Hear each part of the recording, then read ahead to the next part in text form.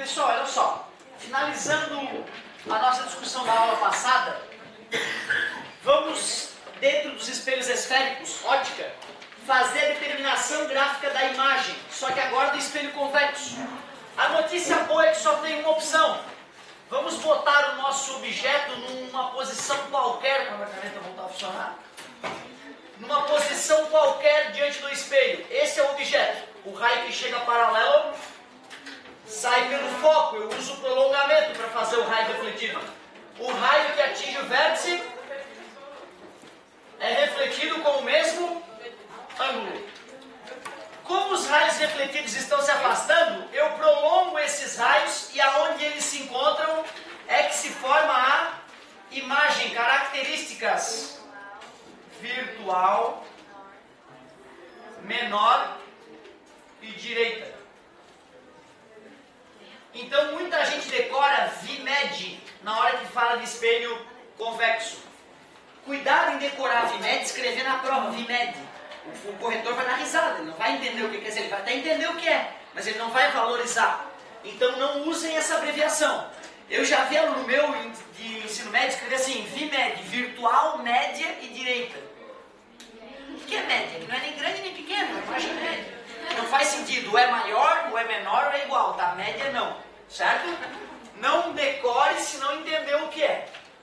Talvez nem valha a pena decorar, bicho, um desenho rápido de fazer. Chega para lá, sai pelo foco. Atinge o vértice, sai do mesmo ângulo. Prolonga os raios, fez o desenho. Espelho convexo. Peraí, dá uma porcaria esse espelho, um espelho que diminui as coisas. Quem é que quer um espelho desse? Para que serve esse espelho? É isso aí, nós vimos o campo visual, como é que era, né? A ideia do campo visual, né? Tira os raiozinhos, certo? Um raio que é refletido na parte superior do espelho, um raio que é refletido na parte inferior do espelho. O que está entre esses raios é chamado campo visual.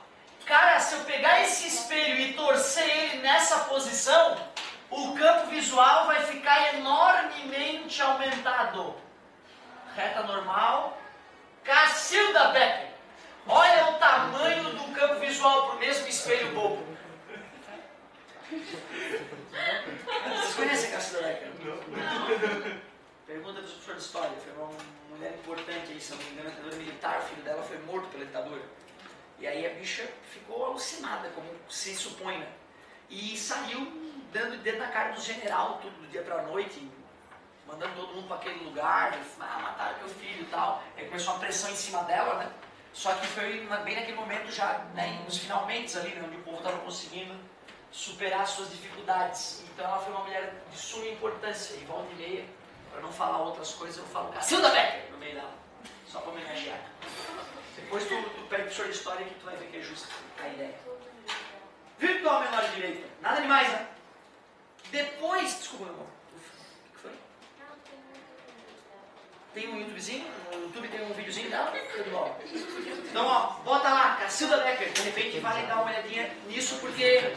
Ainda mais com o atual, tá meio moda isso, discutir a ditadura, né? Como se tivesse cabimento a gente voltar para a ditadura. Então, de repente, como isso está muito discutido em redes sociais, né? Vale a pena dar uma lida nisso, porque é possível uma questão nesta área aí. Meus queridos, depois da determinação gráfica da imagem, vamos fazer a determinação algébrica ou analítica. Determinação analítica da imagem. Essa parte aqui é um pouquinho mais divertido. Quando me ensinaram essa parte, infelizmente não me falaram de onde é que vinham as coisas, simplesmente vomitaram as equações para mim. As equações foram assim, ó. A igual a I sobre O, que é menos P' sobre P, equação do aumento linear, e 1 sobre F é igual a 1 sobre P mais 1 sobre P'. Equação dos pontos conjugados de Gauss. Vamos ver onde é que vem essas equações? Vamos? Então, olha só.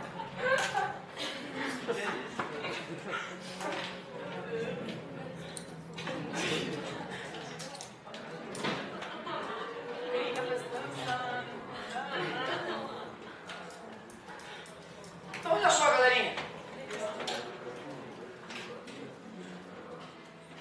pegar um objeto diante desse espelho, vou desenhar o raio que chega paralelo e sai pelo foco, vou desenhar o raio que atinge o vértice e sai com o mesmo ângulo, e com isso eu consigo achar a posição da imagem. A gente vai chamar de I esse tamanho aqui, ó, e vai chamar de O esse outro tamanho, a altura do objeto e a altura da imagem. Já discutimos com vocês que P é a posição do objeto e P' é a posição da imagem.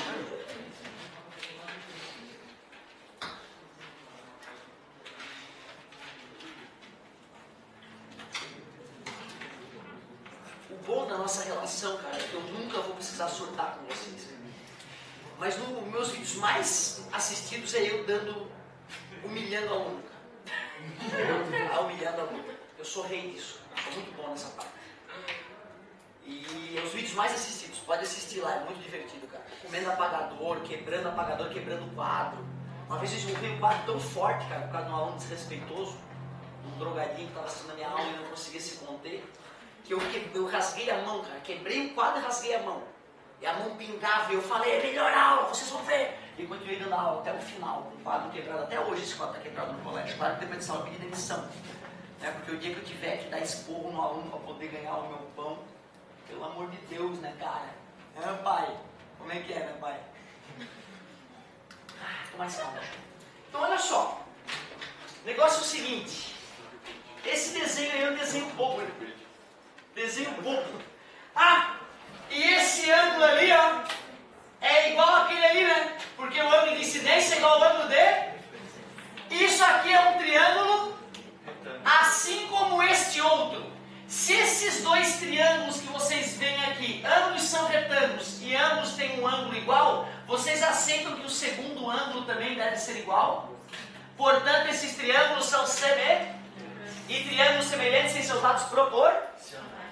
A altura do triângulozinho menor dividido pela sua base, que é P', é igual à altura do triângulo maior dividido pela sua base, que é o P.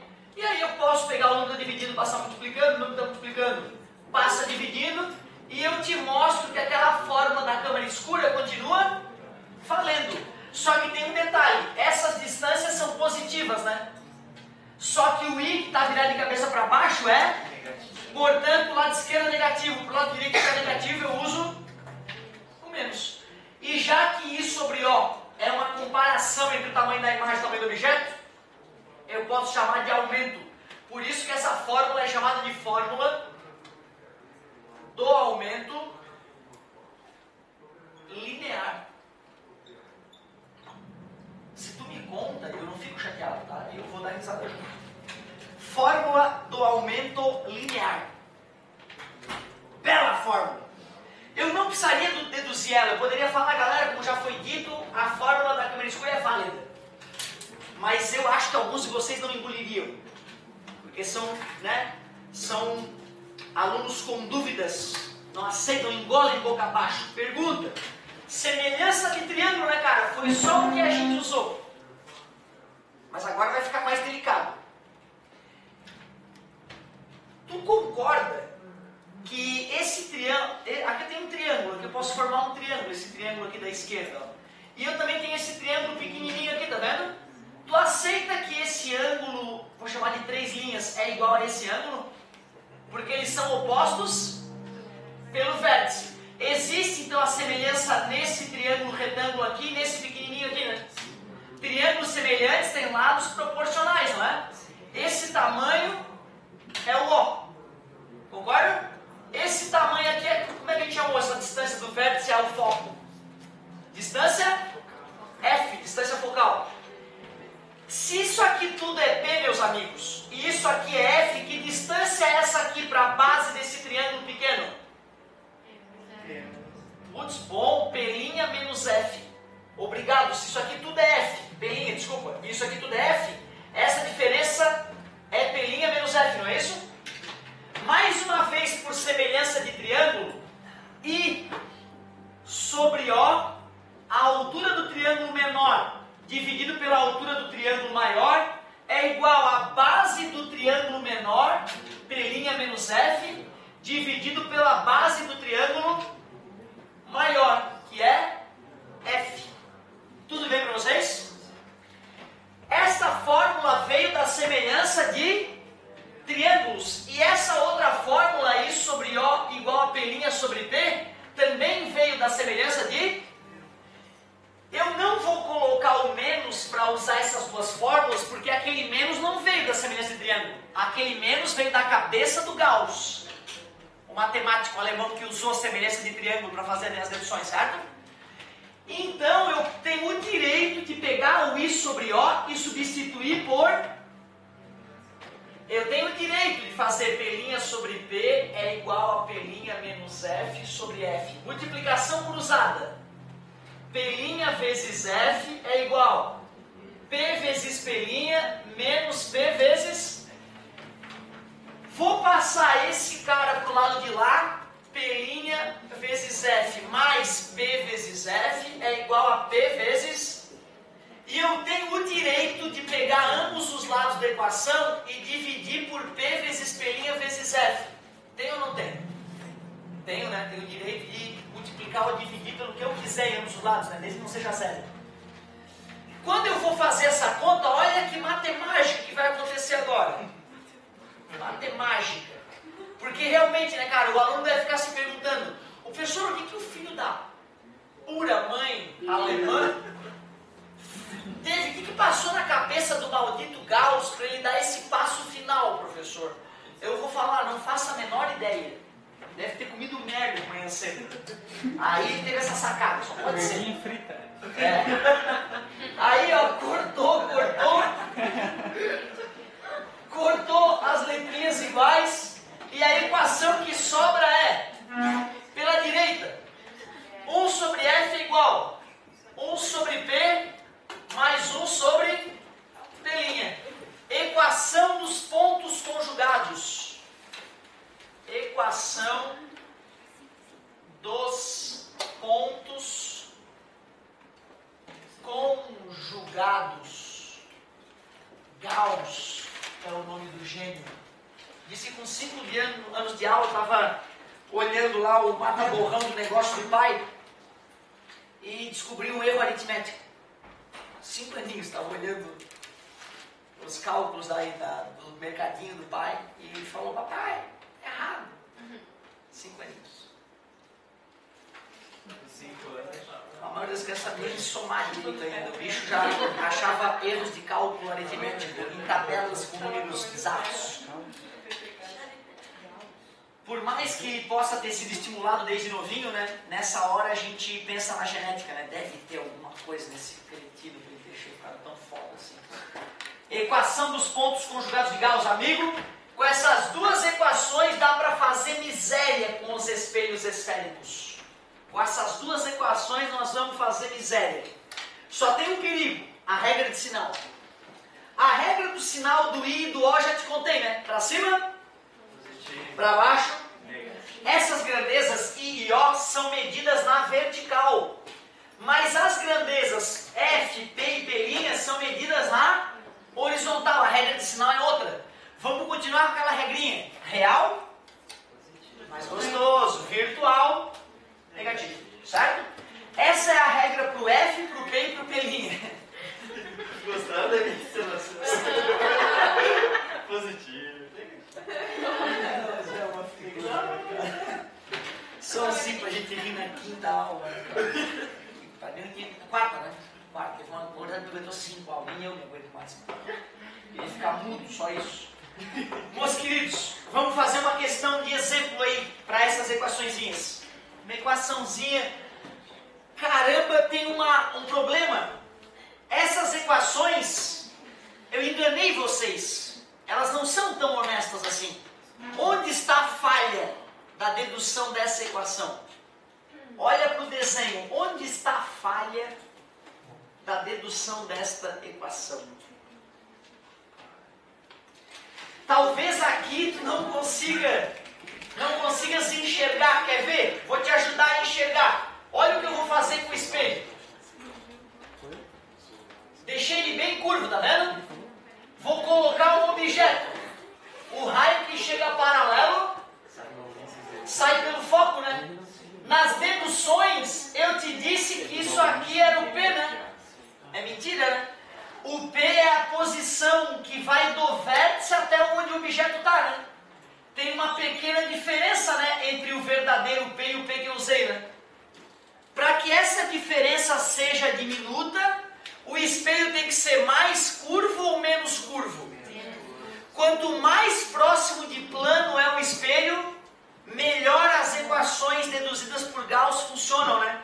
Por isso que tem algo que a gente chama de condições de nitidez de Gauss. Para que aquelas equações funcionem bem e deem valores realistas, nós temos que obedecer às condições de nitidez de Gauss.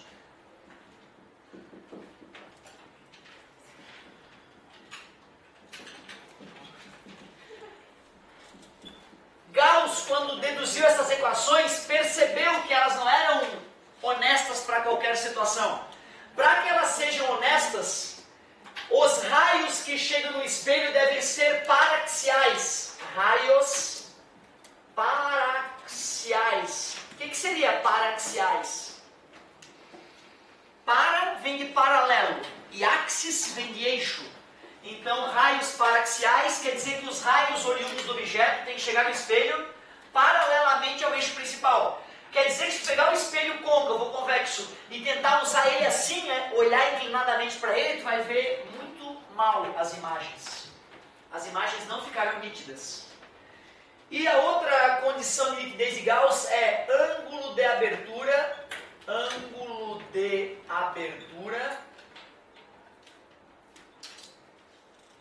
menor que 10 graus. Que história é essa de ângulo de abertura? Tu pega um espelho, pega um centro de curvatura e mede o ângulo que forma com as bordas do espelho e o centro de curvatura. Esse ângulo de abertura tem que ser menor que 10 graus, senão o espelho não vai fornecer imagens nítidas. E automaticamente as equações não serão mais honestas para aquele espelho. Agora sim dá para fazer um exemplo. Um exemplozinho para finalizar seria o seguinte. Já vou fazer um satânico aqui. Exemplo. Um objeto de 4 centímetros está a 20 centímetros do vértice de um espelho convexo com raio de curvatura de 10 centímetros. Calcule as características da imagem.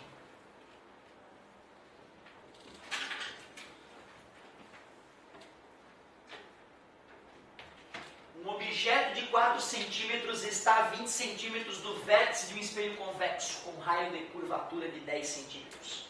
Calcule as características da imagem. Me ajudem, por objeto.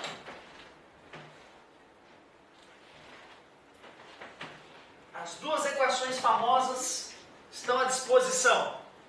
Como é que a gente começa essa brincadeira? Qual é o perigo dessa questão? Vamos anotar os dados? É isso aí, meu querido. Um objeto de 4 centímetros. Que porcaria é essa? Que letrinha é essa? É o O. A igual a I sobre O, que é menos P' sobre P. 1 sobre F é igual 1 sobre P mais 1 sobre P'. O O, ele deu a altura do objeto, 4 centímetros. O que mais? Isso, qual é a letrinha? P, posição do objeto, 20 centímetros. Raio de curvatura, 10.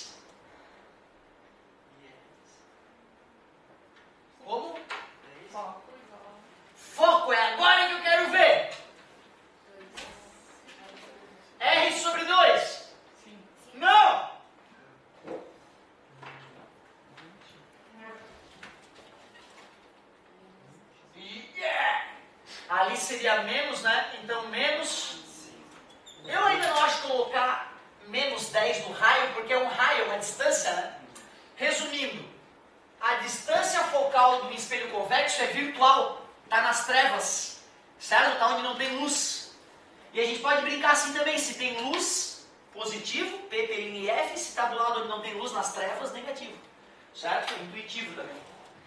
Então o grande perigo ali é isso, cara, o vestibular não vai te avisar, espelho convexo de distância focal menos 5, ele vai falar que é espelho convexo. E aí tu é que tem que te ligar. Então fechou. Eu tenho o F e tenho o P. Dá ou não dá para calcular o P'? Só ter matemática básica em dia. 1 sobre menos 5 é igual a 1 sobre 20 mais 1 sobre P'. Menos 1 quinto menos 1 vinteavos é igual a 1 sobre P'. O mínimo entre 5 e 20 é 20. Divide pelo de baixo, multiplica pelo de cima. Menos 5 sobre 20 é igual a 1 sobre P'. Invertendo ambos os lados, ou se tu preferir, poderias fazer a multiplicação cruzada. O P' deu menos 4 centímetros. Esse negativo indica que a imagem é o quê? Beleza, garoto, virtual. Aquele menos indica que a imagem é virtual. Achamos a posição da imagem. O que dá para achar ainda? A altura dela, né? I sobre O é igual a menos P' sobre P. A altura dela eu quero saber. O objeto tinha 4. O P' deu menos 4. Menos, isso aí é perigoso também. E o P é 20. Menos com menos é mais. 4 vezes 4, 16. 16 dividido para 20. 0,8 centímetros. O fato de ter dado positivo mostra que ela é direita. Cuidado, hein? O positivo no P e no P' é isso, né? Agora no I é que ela é virada de cabeça para cima, né? Então quais são as características desta imagem? Virtual, menor e direita. Virtual, menor e direita. Era o esperado, né? Era o esperado. VMED. Galera, a situação mais bizarra que poderia aparecer numa situação, né, até onde a gente viu ótica, é eu ter tipo 2 espelhos. E a imagem de um espelho ser considerada objeto para outro espelho, como já vi acontecer. Então isso poderia acontecer. Né? Tu teria que ter a calma de primeiro fazer o cálculo de onde é que está uma imagem e depois considerar que aquela imagem é um objeto. Certo? Isso é o pior que eu já vi aparecer em caso de espelhos esféricos. Vamos fazer um exemplozinho desse para encerrar? Eu juro, só vou fazer esse exemplo e vou deixar vocês embora. É até às 6h20, teoricamente, né?